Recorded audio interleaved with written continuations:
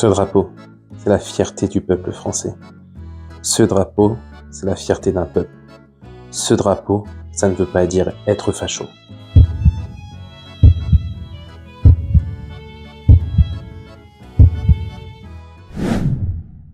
Bonjour à tous et bienvenue sur la chaîne de Kinzao. Aujourd'hui, on va revenir ensemble sur une anomalie mondiale, puisque en France, le fait d'être français est un péché.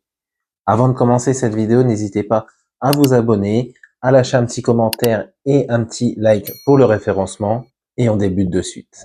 L'histoire du peuple français, c'est les Gaulois qui étaient déjà un mélange de peuples, les Celtes, les Pictes, les Francs, jusqu'à aujourd'hui, le peuple que nous sommes, avec des vagues d'immigration européenne, portugais, espagnol, italien, après la Seconde Guerre mondiale, une vague d'immigrés nord-africains du Maghreb durant ces dernières années.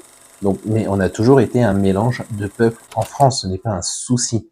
Le souci, c'est qu'aujourd'hui en France, on n'a plus le droit d'être fier d'être français. Ça veut dire que tu estimes que la France, tu l'aimes de tout ton cœur. Mais moi, je veux dire, je vis en France, j'aime je peux te dire certaines choses, mais je la déteste, la France. Si on brandit le drapeau français, si on l'expose quelque part, on est raciste. Il n'y a pas de débat. Si on dit on est fier d'être français, on est fier de notre origine, on est fier de notre histoire, il n'y a pas de raison de mettre un drapeau de la France. C'est pas ça. Si ton arrière-fond de vidéo, c'est un drapeau de la France, pour moi, ça veut dire que t'es un facho.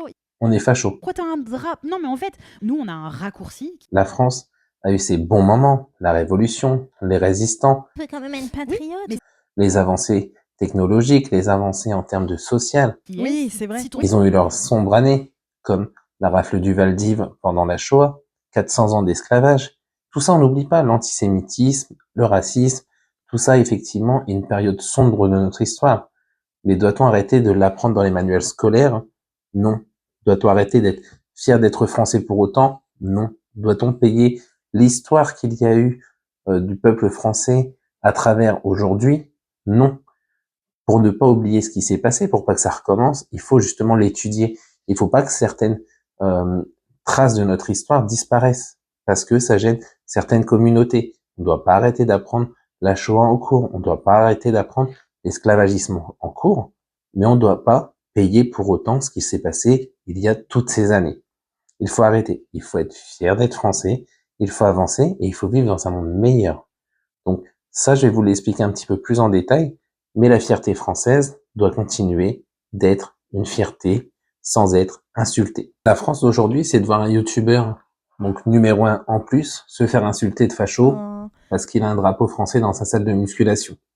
Par contre, si on brandit un drapeau italien, espagnol, portugais, algérien, là tout de suite c'est bien vu, c'est vous êtes fiers de vos origines, c'est bien. Mais quand on est fier d'être français, on dérange. Il faut arrêter ce système. Il faut arrêter de mettre drapeau français égale facho. Non, drapeau français égale fier d'être français. Certains brandissent les drapeaux pendant les manifestations, drapeau palestinien, algérien, dans les stades de foot, tout ça. Est-ce qu'on doit leur dire d'arrêter? Non.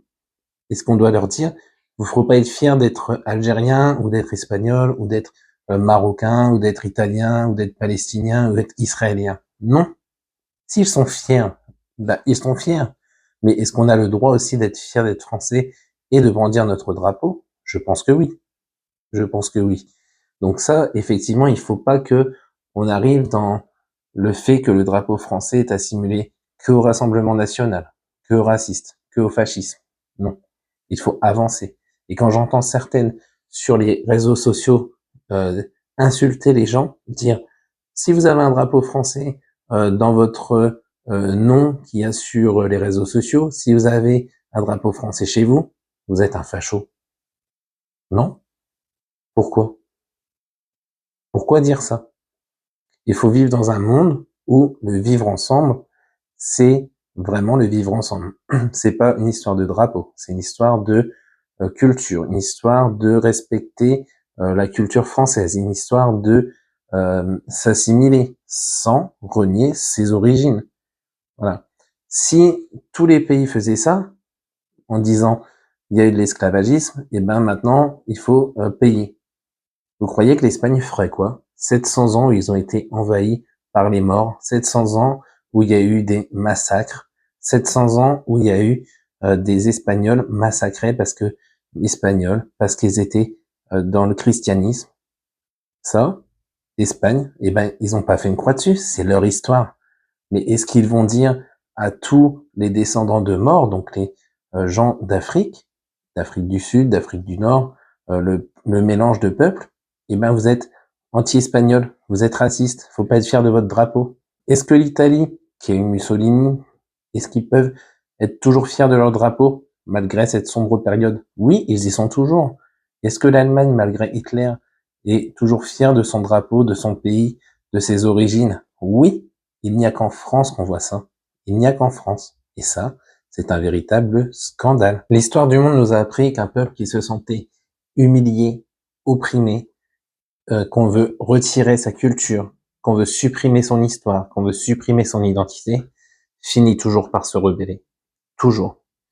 Les pays qui se sont rebellés, que ce soit aux États-Unis, que ce soit dans les pays du continent américain, sud-américain, quand les Espagnols et les Portugais étaient là-bas, quand l'Algérie a voulu se libérer, quand d'autres pays ont voulu se libérer, quand la Nouvelle-Calédonie veut reprendre ses racines, vous croyez que c'est pourquoi? C'est parce qu'un peuple se sent humilié, se sent trahi, se sent pris au piège.